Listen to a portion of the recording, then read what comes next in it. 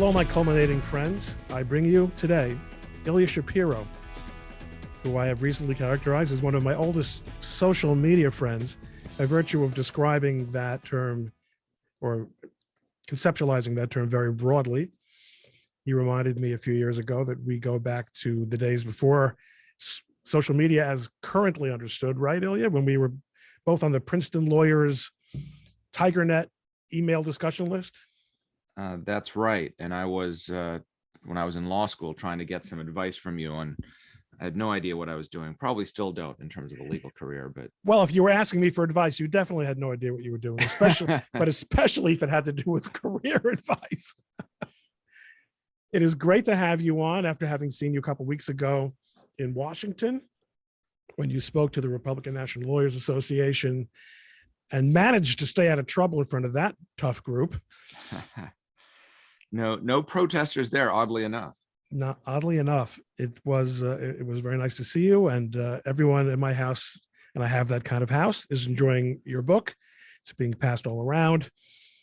Ilya, well, it's coming out in paperback this summer, so updated version. I just sent in the epilogue with the latest details on the Ketanji Brown Jackson confirmation. So look for that. The hardcover is cheap if you want to get extra copies for each room in your house, as well as of course the Audible and the Kindle book, even CD if that's your guess. And that's only a 2-year-old book, but the epilogue definitely makes all the difference. And that was going to be an obvious question. You can see the book over Ilya's left shoulder. It's a Supreme Disorder, and it is not a current events book. It is a book about the history of politics in, I wouldn't say the politicization of, because they've always been political. Politics in the Supreme Court nomination and confirmation process. We'll talk about that in a little bit. You should be speaking to me from an ivy-lined,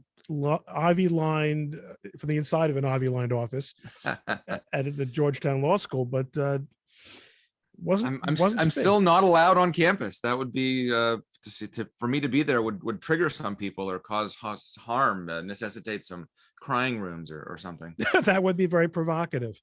So you're technically on administrative leave. That's right. Which is about as exciting as administrative law, I think. Yeah. So and no less arbitrary and capricious. You could say that, but I couldn't possibly comment. Yeah, so this is month 3 now where I'm being paid not to work, which is nice work if you can get it, I suppose. They're investigating very thoroughly, apparently, whether a particular tweet violated university policy. So that's the world we live in, and I'm doing lots of things besides keeping busy speaking and writing this epilogue, but besides, I've been averaging, I think, 1 op-ed a week as well. Legal consulting, all these, trying to be a productive member of society, despite this investigation into my misdeeds. Now, is free speech and free expression it's always been part of your bailiwick, right? That's always been something that it has. I'm a constitutional generalist. I like to say that I'm a simple constitutional lawyer, so certain things go over my head. Your specialty in intellectual property, for example, is way beyond my ken. But yeah, free speech, First Amendment. An organization called the Foundation for Individual Rights and Education has been a huge help for me. Sure. And I'd worked with them over the years on amicus briefs, supporting their cases, things like that. Never did I think that I'd be one of their clients. And yet they've been providing me legal counsel, PR advice, the first few days, crisis management, organizing letters and things like that. I told Greg Lukianoff, the president, that once this is all over, I'd become their #1 fundraiser. So yeah, I've become even more than I thought I would, an advocate, scholar, proponent of the freedom of speech and academic freedom, but as well as an inadvertent poster boy for cancel culture, I guess. But Ron, as we say, man plans and God laughs. So this was not the way that I was intending my career transition away from Cato towards Georgetown or anything else. But here we are. It's hard not to think that this might not be to your advantage. It's easy for me to say. It's not easy for me to say. I've been fired from more jobs than you'll ever have. Believe me. The fact is, because now that you know what Georgetown is about and what it's not about, you don't have it hanging over your head that you're at such a weaselly place. And presumably where you are, you're starting at Miami, is it? No. That was an April Fool's joke, Ron. Oh, was it? You're referring to a Facebook post where I said that the powers that be at Georgetown to diffuse the political tension traded me to the University of Miami for 3 associate deans and a law librarian to be named later. That's right. Sweeten the deal with a bag of pocket constitutions. So I'm taking my talents to South Beach. Yeah, that was one of my better performing Facebook posts, and it was on April 1st. But are you so you technically still, in other words, they haven't fired you. They know if they listen, you're in a possible litigation position, so I'm not going to poke at you anymore. No, I am the executive director and senior lecturer at the Georgetown Center for the Constitution on paid administrative leave per what we just discussed. Yeah, I get that. Okay. So you have, another example of man planning and God having a great big belly laugh over it might be what I had thought. It wasn't all that, maybe it was almost a year ago that I interviewed Robert George of our alma mater. He wasn't there when I was there. Was he there when you were there? He was. I actually didn't. He's become a good friend of mine, but I did not take a class from him because he was on sabbatical the year that I took Civil Liberties, an important class that he teaches. So he was very proud of the job that he felt he had, not because of his efforts as such. He's not that kind of person, but that Princeton, he was proud of the university for having come through a crisis and where, a professor had been the victim of a woke mob and ultimately vindicated itself and reaffirmed its commitment to the Chicago principles. And 9 months later, Princeton is a dumpster fire, free speech wise. So I spoke to David Latt about what's going on in academia in a blog, in an interview that sometime today, which is April 11th, is going to be posted. And he had an interesting take. And he and I agree on most things, but he was optimistic that the legal profession was going to ultimately be the disruptor of this toxic moment where we can't discuss things, really. I don't want to say disruptor, but that it would be, I'm looking for the right metaphor, but there's a metaphor that it involves waters hitting the breaker, that it was going to be it would break the tidal wave.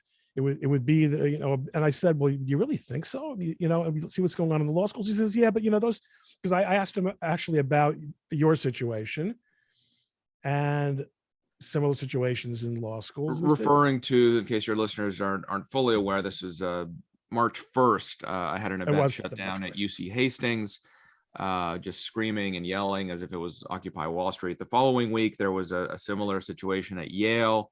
A couple of weeks after that at University of Michigan. This is just law schools in just March 2022. So yeah. So what did David say? This is just you. Well, so actually, no, this is not just me. I was UC Hastings. The others did not involve. In fact, I spoke at Michigan the week after Jonathan Mitchell, the architect of Texas's heartbeat bill, was shut down there, and I was not at Yale. Anyway, what did David Latt say? Well, I'll tell you what. So David actually I had just read to prepare for my interview with him his open letter to the dean at Yale, saying, "Hey, you guys have got to do something about this Hecker's veto stuff that's going on."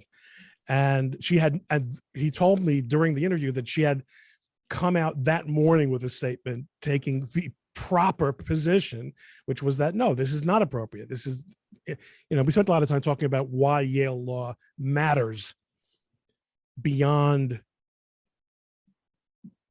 graduates of Yale law. Well, as a Princeton and Chicago law alum, I of course take the hashtag never Yale position. Well, I have a somewhat juicier version of that myself. But I thought he was a little optimistic about that. And I think, and David seemed to think that at the end of the day, judges expect you to think dialectically. And if you don't think dialectically, you will fail in the litigation aspect of law, because you won't be able to, to even think the way your adversary thinks. And my response to some extent was, the legal profession is a lot more than courts and laws. It is a very corporatist. The major firms, which although they represent a very small percentage of law school graduates, they nonetheless have tremendous influence over our institutions.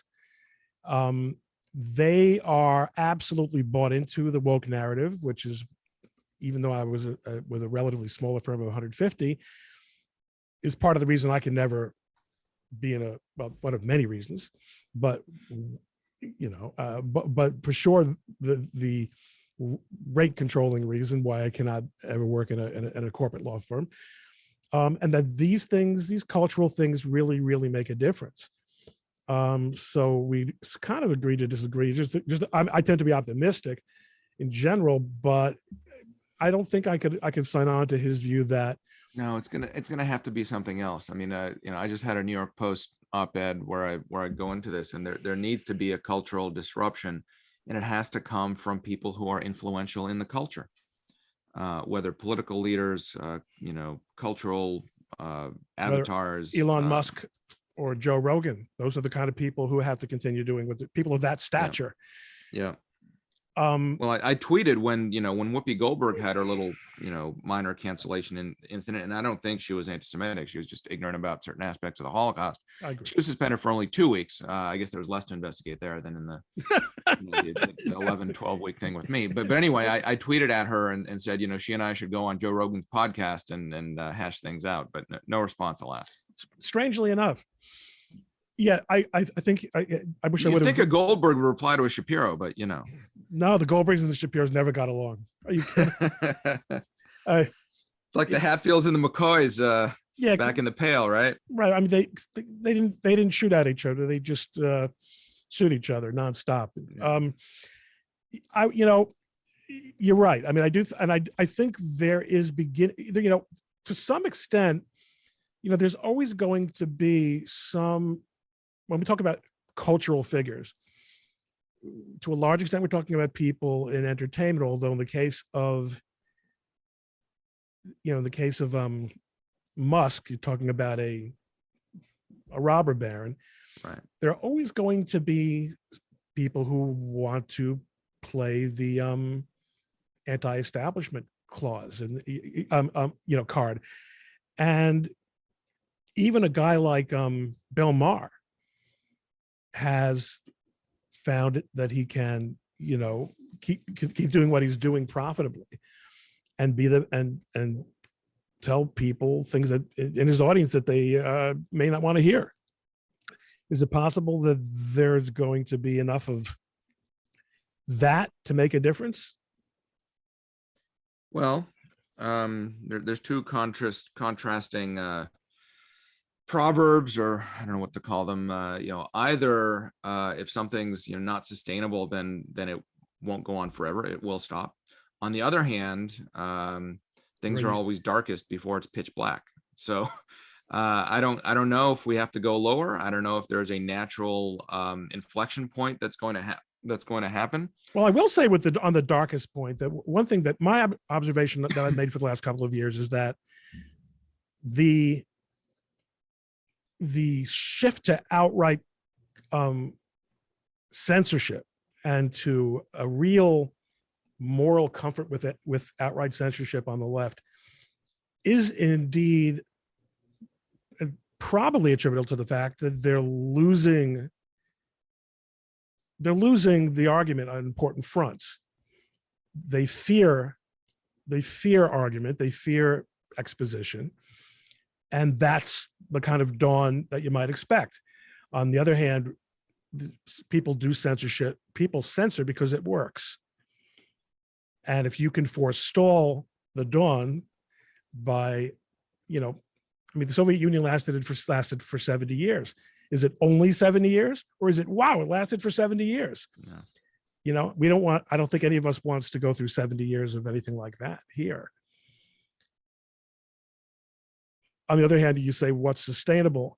Do you think the technology, I mean, podcasts, Rogan, and the next name people think of after Rogan, Ron Coleman. What I've discovered is, if we're talking about kind of just crazy political views, it's about the middle segment, because most people aren't radicals and most people aren't counter-revolutionaries either. They're sort of just trying to live their lives, and what online are called the normies, right? The normal people. So what will cause them to pay attention and do something? Well, we saw a little bit of that in the Virginia elections last fall, where education, people were, because of the pandemic, and by the way, the pandemic has certainly affected our society in lots of ways, going beyond, public health policy. And that's an aspect of it. I think people are more aware that, hey, maybe something that the folks in charge are doing, maybe it's not all right. We need to question authority a little bit more.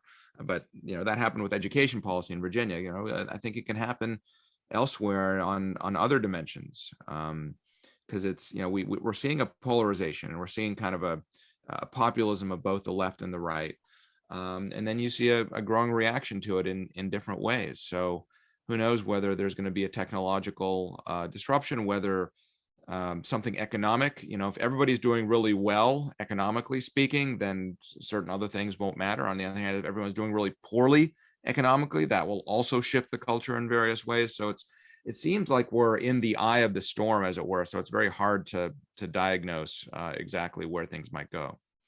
And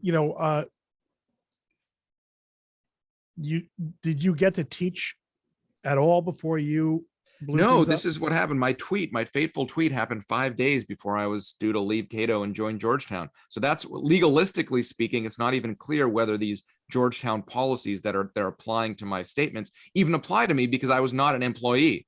So, the decision was made not to rescind my contract immediately. I was onboarded, including, getting paid. They're doing the 403B match and, all the rest of them, getting my benefits and stuff. But when the behavior they're investigating to see whether it violated their conduct policy, anti-discrimination, all that happened before I was an employee. So yeah, again, this will all be, if it comes to litigation, which I hope it doesn't, that'll certainly be an aspect of it. So I can't ask you then in any meaningful sense, or for any meaningful answer, about what you pick up in the classroom, what you pick up in No, I'm supposed to. Well, I mean, I've been lecturing a lot through the Federalist Society, law review symposia, et cetera. I've spent a lot of time talking to law students over the years, not as I've been an adjunct professor as well, both at GW and Ole Miss Law School. So I do get to spend time with students and around faculty members, just not on a permanent basis. If and when I eventually am reinstated, I'll be teaching one class in the fall on some substantive aspect on constitutional law, and a class in the spring that's more skills oriented, amicus briefs, legal policy strategy, that sort of thing, as well as building out the center's programs facing the public and judges and practitioners and publications and things like that. But my sense is that there have been changes on campuses nationwide. And since when you say it's a gradual process. I don't know if there's kind of a radicalization. Well, it's hard to tell what happened during COVID and with the George Floyd riots and all that. That certainly, I think, affected people again, because they've sort of been starved of human interaction, and so everything is magnified and changed how we relate to each other. But I graduated law school in 2003, and I've been on the speaking circuit through the Federalist Society since 2007. And there's definitely been a change in law school culture and the types of students. I don't know whether that has to do with helicopter parenting or what, And I would say there's also a difference as between kind of, higher ranked schools versus lower ranked schools. Students are more radical at the higher ranked schools. Faculty are more radical at the lower ranked schools.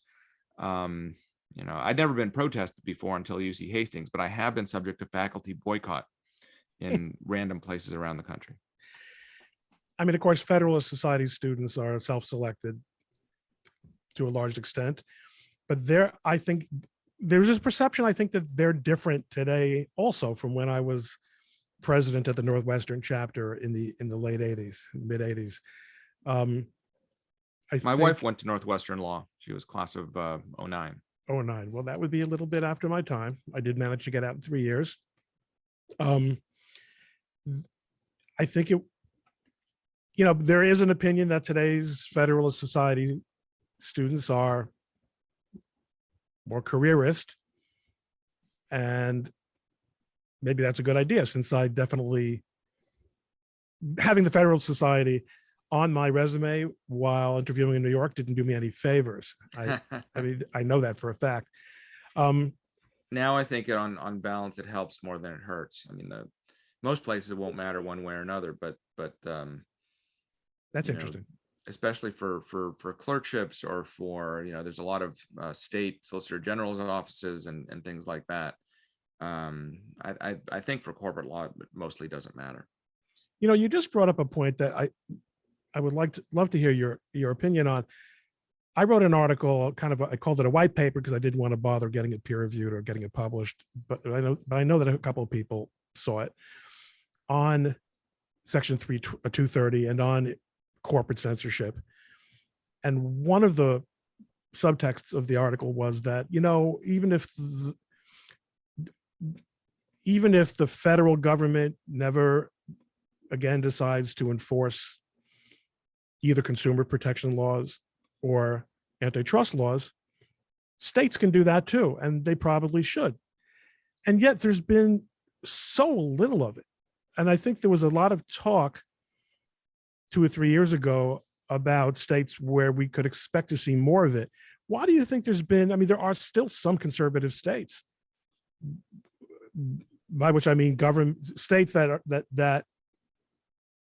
are controlled. I think you're seeing more state action across a host of different ways, whether by legislatively changing administrative law doctrines, how much to defer to administrative agencies, and non-delegation, all of these things the lawyers talk about. Judge Jeff Sutton of the Sixth Circuit in Ohio has now written 2 books about state constitutional law and its importance. Clint Bolick in Arizona that's also one of his hobby horses. State SG offices have exploded in the last 10 years. These kinds of opportunities were not around. I think Texas and Ted Cruz were the only one, and Jeff Sutton and his successor in Ohio were pretty much the only one around the country. Now that's a burgeoning field. So I do think we're seeing more state action of various kinds, pushing back against federal control, innovation, the Brandeisian laboratories of democracy. So I think you'll see it across areas, and maybe it hasn't started happening yet on antitrust or Section 230 type things. But I think there's a growing demand because of a frustration, both on the left and the right. That's what's coming out of Washington. These one size fits all solutions, actions or non-actions, is just not good enough for us. So my answer to you is stay tuned. And I think the lay of the land on whatever area of policy or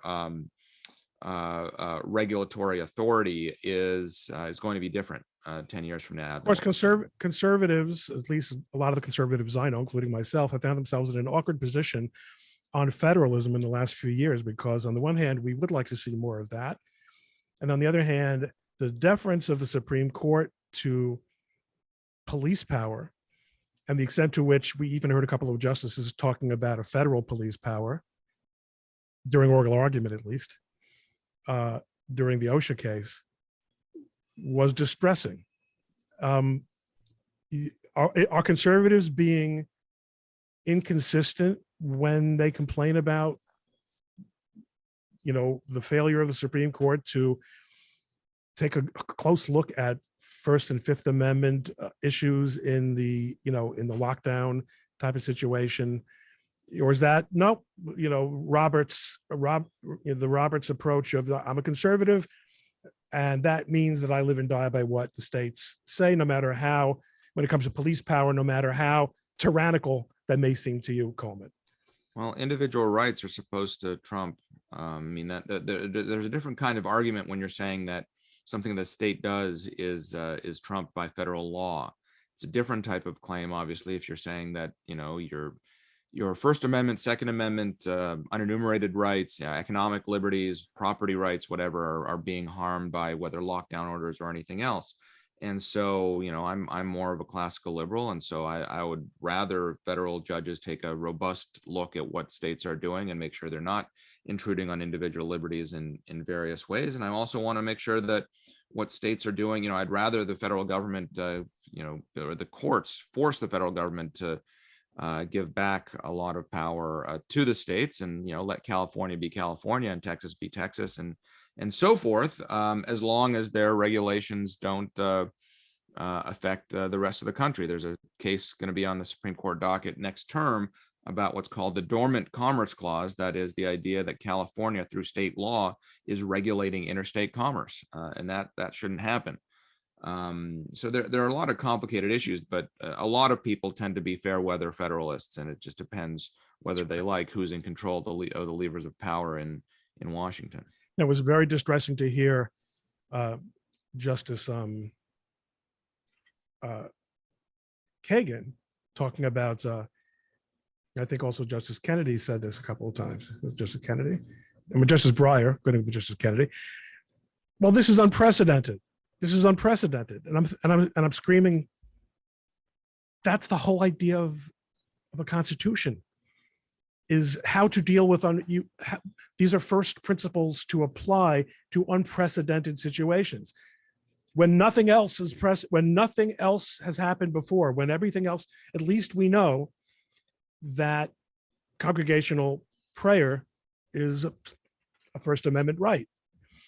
How quickly that was just ignored by the courts for so long.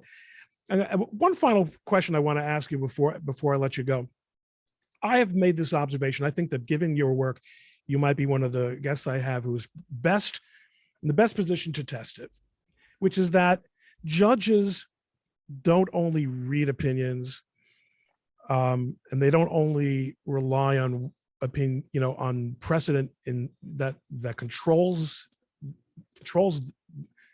their decision making, but that there is a judicial culture. And judges, especially in the internet age, when what's going on in other circuits and other districts flies across the wires instantaneously in a way that it didn't even when you and I were both in law school, that judges look over their shoulders at what other judges are doing.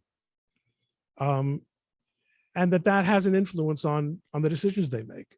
Because it seemed to me impossible that so many judges ruled against so many, for example, of the Trump claims during the election, and so many of the COVID lockdown challenges, and they were judges coming from all different backgrounds, and they were always reaching the same result, regardless of the legal theory, regardless of the litigation posture or the facts. And it seemed to me as if there had been the development of a sort of, in the ether, a judicial consensus that only a few crazy outliers were going to be willing to break out and depart from what all the judges were doing. These are different sorts of circumstances. With the post-election claims, most of those were crazy and completely invalid. The only line of cases that I wish the Supreme Court had taken was when the Pennsylvania Supreme Court went on a frolic and detour and changed its election laws, and that sort of issue has come up again and again, and the court declined to take it up even after the election, right, even after everything was resolved, and that I think is a disservice, because we're going to see a bunch of those types of situations I think happen in 2024. With the COVID stuff, it's just, I think a lot of judges were just afraid, and they're like, this pandemic, how can I don't want to, it was just that atmospherically it was difficult.